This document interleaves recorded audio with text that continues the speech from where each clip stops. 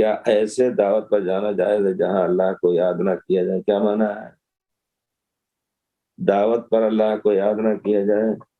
سوال جو ہے واضح نہیں ہے.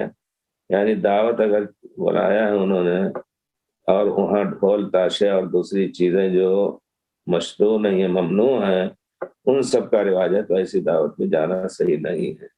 ایسی دعوت میں جانا صحیح نہیں ہے.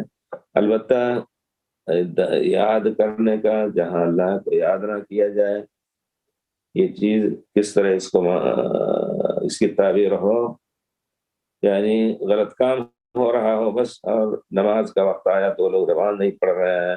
شادی بیاہ کے موقع پر اگر عصر سے لے کر کے اس کا انتظام کر رہے ہیں تو نماز نہیں پڑھ رہے ہیں، یا یہ کہ وہ لوگ مغرب نہیں پڑھ رہے ہیں، عشاء نہیں پڑھ رہے ہیں. یہ چیز یقیناً ان کے ایسی چیز اگر معلوم ہو جائے تو آدمی کو بائیکاٹ کرنا چاہیے. تقعد بعد الذکر مع القوم الظالمین. جب یاد آ جائے، حقیقت کا علم ہو جائے، تو ظالموں کے ساتھ بیٹھنا جائز نہیں ہے. اور اگر صرف یاد کرنے کا معنی ذکر اذکار، تو ذکر اذکار ہر ایک کو چاہیے اپنے طریق کرے. اگر نہیں کر رہے ہیں، باقی واجبات ادا کر رہے ہیں، تو پھر دعوت چھوڑنا یہ صحیح نہیں ہے.